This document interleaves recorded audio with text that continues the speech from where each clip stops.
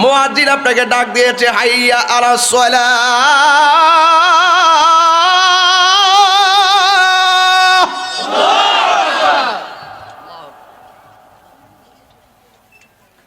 কয়বার আপনাকে ডাক দিয়েছে?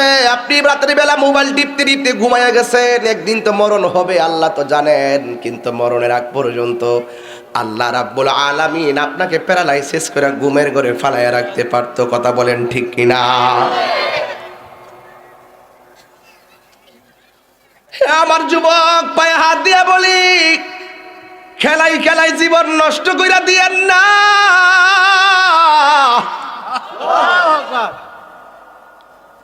একটা বছরে 1825 বার আপনাকে ডাক দিছে নামাজের দিকে আসুন। বন্ধু বন্ধুর কাছে কত জবাবদিহিতা দেয়, কিন্তু আল্লাহ যে এতবার বলাইতেছে তারপর আমরা নামাজে যাই না। ইচ্ছা করলে আল্লাহ তো একদিন আমাদেরকে মরণ দিবে। মরণ দেওয়ার আগ পর্যন্ত আল্লাহ আমাদেরকে বুবা বানায়া মাছের কাঁটা গলার মধ্যে লাগাইয়া ক্যান্সার দিয়া বিছানার মধ্যে ফালাইয়া রাখতে পারতো। এরপর আল্লাহ আমাদের বান্দার প্রতি যেমনে ঠাস করে বেজার হয়ে যায়, আল্লাহ আমাদের প্রতি এমন ভাবে আর গুসা হয় না। আল্লাহ রাব্বুল আলামিন কেন আমাদেরকে এইভাবে খাওয়াইতেছে পড়াইতেছে? আল্লাহ রাব্বুল আলামিন আমাদেরকে অবকাশ দিয়েছেন। ওয়ায়ুমুদ্দুহুম ফি তুগয়ানিহিম ইয়ামাহুন। আল্লাহ রাব্বুল আলামিন বলছেন, আমি তোদেরকে ঘোরার সুযোগ দিলাম, খাইতে থাক, ঘুরতে থাক, পড়তে থাক, কিন্তু মনে রাখবি আমি আল্লাহ একদিন তোরে টান মারমু। কাইফা তাকফুরুনা বিল্লাহি ওয়া কুনতুম আমওয়াতান ফাআহইয়াকুম সুম্মা ইউমীতুকুম সুম্মা ইউহয়িকুম সুম্মা ইলাইহি তুরজাউন। আল্লাহ রে বান্দারে, আমি আল্লাহ তো একদিন তোরে নিয়ে আসবো, এরপরে আমি আল্লাহ তোরে ঘোরার একটু সুযোগ দিছি, ঘুরতে থাক, ঘুরতে থাক, ঘুরতে থাক, কিন্তু আমি আল্লাহ তোরে ইচ্ছে করলে প্রত্যেকটা অন্যায়ের জন্য সেকেন্ডে সেকেন্ডে বুবা বানায় ফালাইতাম পারি। তুই গোপনে ডানে তাকাস বামে তাকাস, মনে করস তোরে কেউ দেখে না। ও গরিবের বাবা, জবানটা খুলে কোন আমাদেরকে দেখে কে? এরপর বান্দার প্রতি যেমনে গুসা হয়, জবাবদিহিতা তালাশ করে, আমার আল্লাহ এইভাবে আপনাদের প্রতি অ্যাকশন নেয় না। একটা মাত্র কারণে অ্যাকশন নেয় না, কারণ আমার আল্লাহ কোরআনে বলে দিয়েছেন, ওয়াহুয়াল গাফুরুল ওয়াদুদুল আরশিল মাজিদ। He is the forgiving and loving. He is the forgiving and loving. Allah is the forgiving and loving. Allah is the Almighty and our Creator. Allah is the first, last, open and secret. Allah সব দেখে। আল্লাহ ক্ষমাশীল এবং প্রেমময়। এই জন্য আল্লাহ বান্দারে বড় প্রেম কইরা বানাইছে। এই জন্য বান্দারে সুযোগ দিছে, চলতে থাক। যদি সময়ের একটা মুহূর্তে বুঝা ফালাস, অন্যায় করা তুই ভুল করেছিস, আমি আল্লাহ তোরে নামাজ দিয়েছি। নামাজ তুই যখন পাহাড় পরিমাণ গুনাহ লইয়া এই কপালটার সাজদার মধ্যে লাগাইয়া দিবি, আমি আল্লাহর কাছে যখন খালেস দিলে তওবা করবি, আমি আল্লাহ মৃত্যুর একদিন আগে হলো তোদের জীবনের গুনাহগুলা মাফ কইরা বান্দা থেকে বন্ধু বানায় নিতে পারি। এই জন্য কত মানুষের কাছে জবাবদিহিতার কোনো অভাব নাই, অথচ আল্লাহ আপনাকে দৈনিক একটা বছরে 1825 বার আপনাকে ডাক দিছি, জানো দিয়া সলাত। যখন তোমাকে নামাজের জন্য ডাক দেওয়া হবে, তুমি নামাজের ভিতরে চলে আসবে, দোকানের কাজ ছেড়ে দিবে, সব ছেড়ে দিবে। ফজরের নামাজের ফরজ 2 রাকাত, 365 দিনে 730 রাকাত। জোহরের নামাজের ফরজ 4 রাকাত, 365 দিনে 1460 রাকাত। আসরের নামাজের ফরজ 4 রাকাত, 365 দিনে 1460 রাকাত। মাগরিবের নামাজের ফরজ হলো 3 রাকাত, 365 দিনে হলো 1095 রাকাত। এশারের নামাজের ফরজ হলো 4 রাকাত, 365 দিনে হলো 1460 রাকাত। আর দৈনিক 5 বার আপনাকে ডাক দেওয়া হয়, নামাজের দিকে আসো। দৈনিক যদি 5 বার ডাক দেওয়া হয়, 365 দিনে 1825 বার আপনাকে ডাক দিয়েছে। তাইলে আপনি হিসাব মিলায় দেখেন, 40 বছর পর্যন্ত আপনাকে কয়বার আমি তোর সুযোগ দিছি, শয়তানের ধোঁকা পইরা তুই অন্যায় কইরা বলাইছস। তোরে আমি আল্লাহ সুযোগ দিছি, তওবা কইরা ল। এ যুবক, পায়ে হাত দিয়া বলি, সব ওয়াজ সব রকম মনে করবেন না। আমি 10,000 লোকের সামনে যে ওয়াজ করি, 1 লক্ষ 2 লক্ষ লোকের সামনে এই ওয়াজই করি। আমার কাছে কোনো ওয়াজ মাহফিল ছোট বড় নাই। আমি জানি আশিকে রাসূল একজন হলেও তার দাম 1000 মানুষের চাইতে বেশি। কথা বলেন ঠিক কিনা? এই জন্য মরতে হবে, কবরে যেতে হবে। আমরা মুসলমান হয়েছি, আমরা গর্ব করে বলতে পারি আমরা মুসলমান। কিন্তু অন্য ধর্মের যারা আছে তারা কিন্তু চিন্তা করে কি জানেননি আমরা কোন ধর্মটা লালন করতেছি? গতকালও দেখলাম একটা ছেলে লাশ পুরাইতেছে আর লাঠি দিয়ে এইভাবে উল্টাইতেছে পাল্টাইতেছে। আমি দেখা মনে মনে ভাবতেছি, আল্লাহ আমাদের কত দয়া করেছে, আমাদেরকে সুন্দর করে আদর করে করে আমাদেরকে শেষ বিদায়টা দেয়। কথা কোন ঠিক কিনা? দম ফুরাইলে সবই বন্ধ রে ও বন্ধু, যাইবার কালে আপন কেহ নাই। দম ফুরাইলে সবই বন্ধ রে বন্ধু, নবী বিহীনে বান্ধব কেহ নাই। ঠিক কিনা? এই নবীকে আমি পেয়েছি, এই নবীকে পাইয়া আমরা বড় খুশি। আমার নবী, আপনার নবী রাহমাতুল লিল আলামিন বলেন, আমাকে আল্লাহ মেরাজে নিয়েছেন। মেরাজে যাওয়ার পর আমাকে আল্লাহ রাব্বুল আলামিন অনেক আযাব আর গজব দেখাইছে। আমি অনেক কষ্ট দেখেছি, সব চাইতে ভয়ঙ্কর কষ্ট দেখছি কবরের আযাব। কিসের আযাব? কবরের আযাব। কবর আযাবের মতো এত কষ্ট অন্য কোনো আযাব দেখি নাই। আগুন শিকলে দেখছি, অনেক গরম পানির তীব্রতা দেখেছি, কিন্তু আমার কাছে মনে হয়েছে কবরের আযাবের মতন এত আযাব আমার কাছে লাগে নাই। কিন্তু আমার নবী বলেন, বেনামাজি হইয়া মারা গেলে ওই কবরের ভিতরে 3টা শাস্তি অবধারিত। আর 3টা শাস্তির ভিতরে সব চাইতে ভয়ঙ্কর কষ্টের কাজ দেখেছি একমাত্র মাটির চাপা। মাটির চাপা, ডান পাশের মাটিগুলো এক প্রান্তে চলে যাবে, বাম পাশের মাটিগুলো এক প্রান্তে চলে যাবে।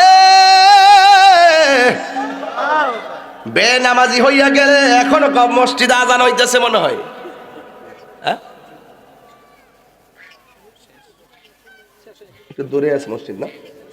আচ্ছা, এ যুবক, আমার নবী বলেন ডান পাশের মাটি এক প্রান্তে যাবে, বাম পাশের মাটি আরেক প্রান্তে যাবে রে বাজান। আমার নবী বলে 2 পাশের মাটি তোমারে এমন জোরে চাপা মারবো, তোমার কান্নার কারণে পাশের গোরস্থান মানুষগুলা পর্যন্ত চিন্তিত হয়ে যাবে। একটু 3 বার আল্লাহরে ডাক দেখো না, আল্লাহ আল্লাহ আল্লাহ আল্লাহ। এইভাবে যদি 24 ঘন্টা চলতে থাকে, মানুষ কই কি হয়েছে কি হয়েছে? হ্যাঁ, আপনি গোরস্থানে যান, গিয়া দেখেন এর চাইতে ভয়ঙ্কর আওয়াজ হইতেছে। হ্যাঁ, শুধু বাঁচাও আর বাঁচাও, বাঁচাও আর বাঁচাও, আর পারতেছি না, ও আল্লাহ বাঁচাও। বেনামাজি হইয়া কবর আসলে এত আযাব আগে জানতাম না, আবার দুনিয়াতে পাঠাও, আর নামাজ বাদ দিতাম না। আর চিৎকার বাইরে কন্যা আল্লাহু আকবার। এইভাবে কান্না করতেছি কবরে, কিন্তু আমাদের কান নাই, আমরা জানার কোনো ক্ষমতা সুযোগ আল্লাহ দেয় নাই। কিন্তু যুবক হাউ মাউ করে কবরবাসী কান্দে। কিন্তু যুবক ভাইয়েরা, আমার মাটির উপর থেকে পচা আলু যদি মাটির নিচে লাগান, গাছ উঠবে না রে বাবা। পচা বীজ মাটির নিচে লাগাইলে গাছ উঠবে না, ভালো বীজ মাটির নিচে লাগাইলে গাছের আশা করা যায়। মাটির উপরে তাইকা ঘুষ খাইয়া, মাটির উপরে তাইকা সুদ খাইয়া আসেনি রে, কাজ না বালা কইরা পেট বড় করে না, জন্মের খাওন খাও, নাচ্চা দুজুখে যাও।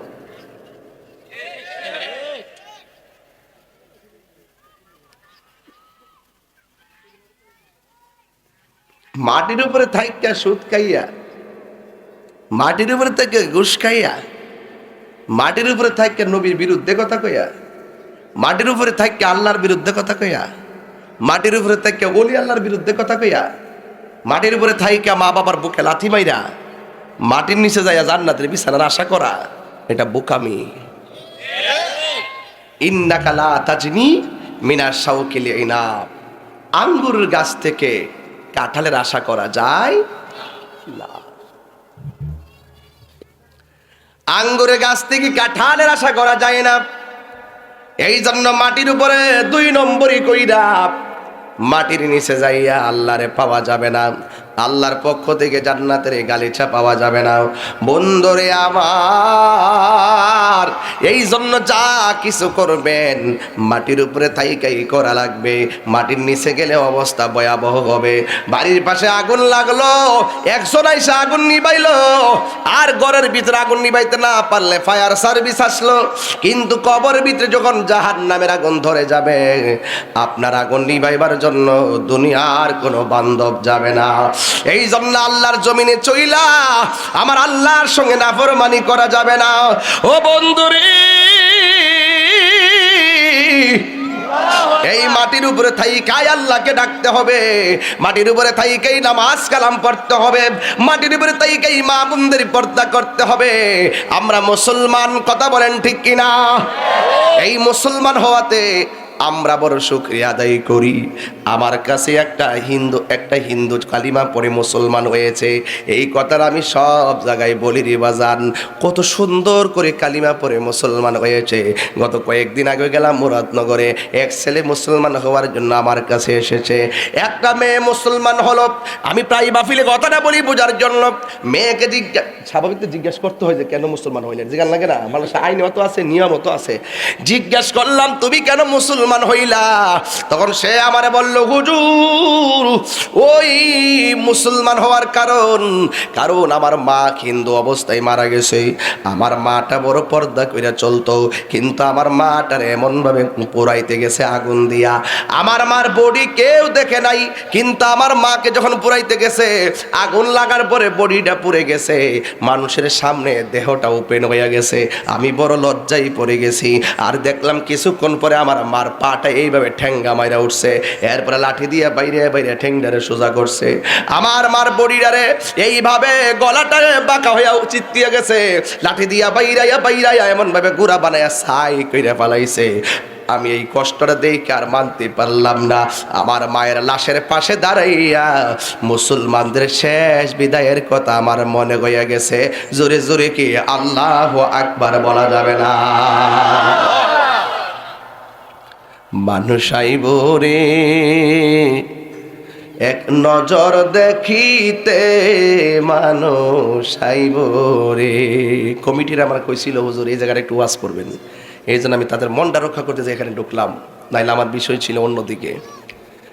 হিন্দু মেয়েটা ডাক দিয়া কয়, আমার মায়ের লাশের পাশে দাঁড়াইয়া আমার মুসলমানদের শেষ বিদায়ের কথা মনে হয়ে গেছে। কয় মুসলমান যখন মারা যায়,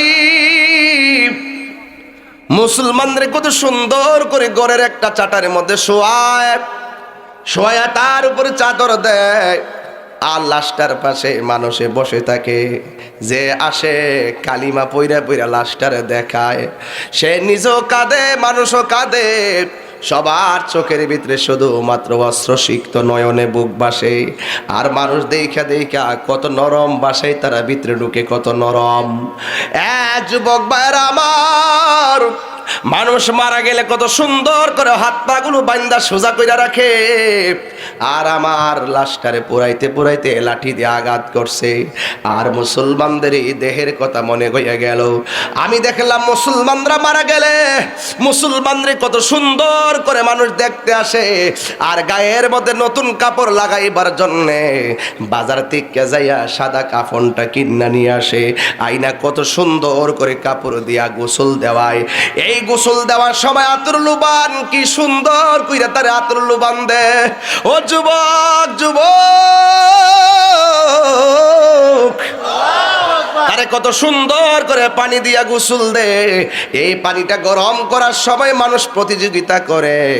এই মানুষে প্রতিযোগিতা কইরা কেউ বড়ই পাতা এনে, কেউ আইনাই এমন সুন্দর করে গরম পানিটা করে। আর যুবক আমাদের আমরা মারা গেলে গায়ের মধ্যে গরম আগুনটা লাগাইয়া দে। আর মুসলমান মারা গেলে বডিটারে পরিষ্কার করতে যাইয়া না গরম না ঠান্ডা পানিটা তার গায়ের মধ্যে ঢেলে দেয়। গরমও দেয় না, শীতও দেয় না, একেবারে কুসুম গরম জল দিয়া তারে গোসল করায়। এ বন্ধু, গোসল করানোর সময় তার নাকের মধ্যে পানি তোলা দেওয়া হয়, এই নাক দিয়া যেন পানিটা ভিতরে না ঢুকতে পারে, কত মায়া। আর কানের মধ্যে তুলা দেয়, কত মায়া। কান দিয়া যেন তুলা দিয়া টান দিয়া যেন পানি ঢুকতে না পারে। ও যুবক, এমন সুন্দর কুসুম গরম পানি দেয়, মনে হয় যেন জিন্দা মানুষের আরামে গোসল করাইতেছে, কথা কন্যা ঠিক কিনা?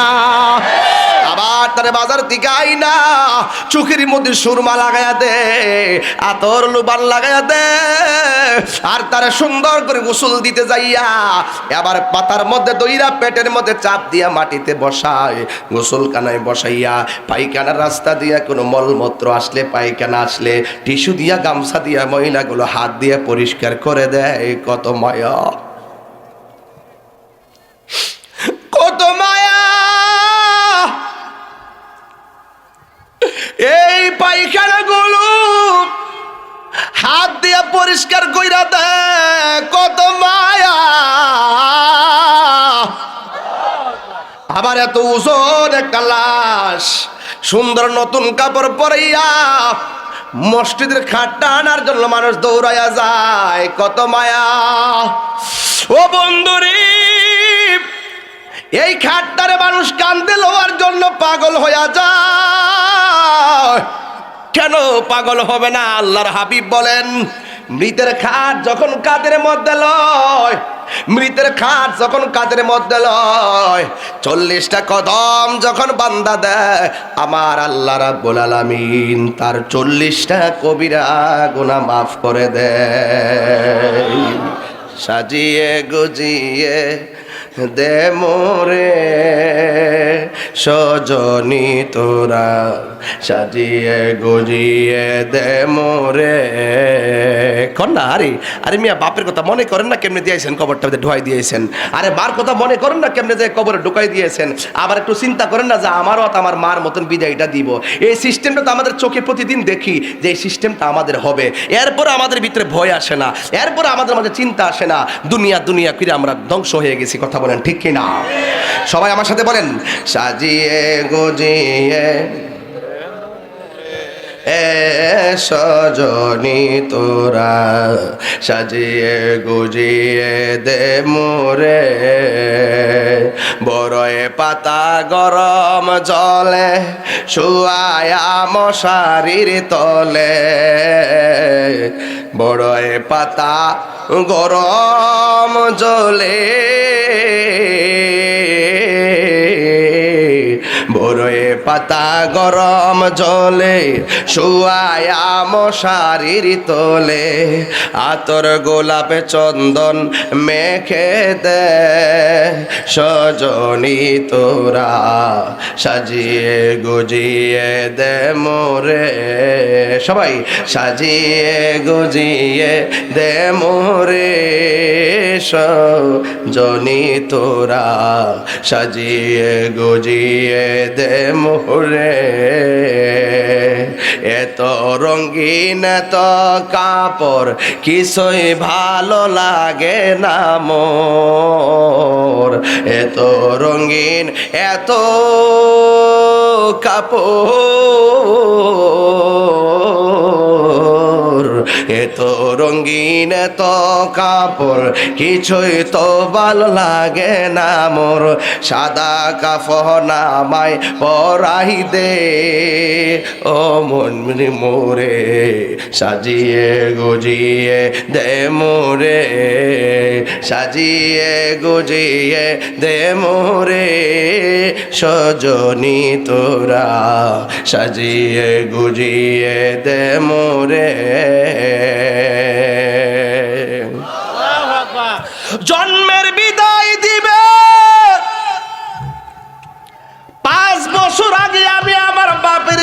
দিছি, টিনের ঘরের ছিদ্র দিয়া বৃষ্টির পানি পড়লে সবাই মিল্লা ছিদ্রটা বন্ধ করে ঘরে যেন পানি না পড়ে। ওয়াজ মনে বুঝেন না, তাইলে ওয়াজ বুঝেন না আমার। ঘরে টিন দিয়া পানি পড়ে, টিনের ছিদ্রটা বন্ধ করে দে ঘরে যেন কি পড়ে না পড়ে। আর তোমার বাপরে যে ওই জংলার ভিতরে ফালাই দিয়াইছো, কাতি মাসের বৃষ্টি, ভাদ্র মাসের বৃষ্টি, আষাঢ় মাসের বন্যার পানি কবরে ভাসতেছে, হাড্ডিগুলা পানির মধ্যে দুলতেছে, পোকামাকড় ঢুকতেছে, সাপ ঢুকতেছে। আমার ঘরের খবর নিয়ে আমি ব্যস্ত, কবরবাসীর খবর নেওয়ার কোনো সুযোগ নাই। কথা বলেন না ঠিক কিনা? কেহ লইব আতর লোবান, কেহ লইব জল, কেহ লইল ওরই পাতার কি, কেহ লইল কান্দে নয়ন জলে বুক বাসেরে, কান্দে হাই হাই রে সবাই, হাই হাই রে। রাত্রি হইলে সুর দিলাম এইভাবে, কান্দে হাই হাই রে সবাই, হাই হাই রে। কেহ লইল আতর লোবান, কেহ লইল জল, কেহ লইল বড়ই পাতর, নয়ন জলে বুক বাসেরে, কান্দে হাই হাই রে সবাই, হাই হাই রে, হাই হাই রে বলো। মা কান্দে, বাবা কান্দে, কান্দে আপনজন, ভাইয়ে কান্দে, বুনি কান্দে, কান্দে রে সুজন, কান্দিয়া কান্দিয়া জনম বিদায় তোমায় দিব রে, কান্দিয়া কান্দিয়া জনম বিদায় তোমায় দিব রে, কান্দে হাই হাই রে সবাই। এই কণ্ঠ খোলো, আহা হাই হাই রে বলো। কেহ লইল আতর গোলাপ, কেহ লইল জল, কেহ লইল বড়ই পাতার, নয়ন জলে বুকু ভাসে রে, কান্দে হাই হাই রে সবাই। এ বলো হাই হাই রে সবাই, হাই হাই রে। জোরে জোরে কি আল্লাহু আকবার বলা যাবে না? কানবো মাত্র 3 দিন। হ্যাঁ, হাই হাই তো কাঁদবেই জানি, হাই হাই বলে তো কাঁদবেই। 3 দিন তাহিরি মারা গেলে 3 দিন ফেসবুক সুখ বার্তা ভরে যাবে, টেলিভিশন নিউজ আমাকে দিতে হবে না, ওরা বাড়িতে এসে নিয়ে যাবে। দেশ বিদেশে শুধু বলবে সুখ বার্তা, হারে ছেলেটা ভালো ছিল রে, আর যাই হোক ছেলেটা খুব ভালো ওয়াজ করতো রে, আরে সে মরছে ভালো হয়েছে রে। আবার কেউ কেউ হারে লোকটা গেল গাড়ি, পজিটিভ নেগেটিভ আছে না কিছু। সবাইকে আর ভালো বলে, আমি জানি ভালো বলবে, ভালো বলবে না সবাই, তবে আফসোস করবে, শত্রু আফসোস করবে চলে গেলে। কিন্তু 3 দিন, কয়দিন? 3 দিনের পর 4 দিনের মাথায় আমার খবর কেউ নিবে না। এ বন্ধু, আমার স্ত্রী 1 মাস, 1.5 মাস, 2 মাস করে কাঁদবো। 4 মাসের মাথায় হয়তো কোনো মহিলা এসে বলতে পারে, কত জামাই জামাই করবি, তোরও তো একটা ভবিষ্যৎ আছে।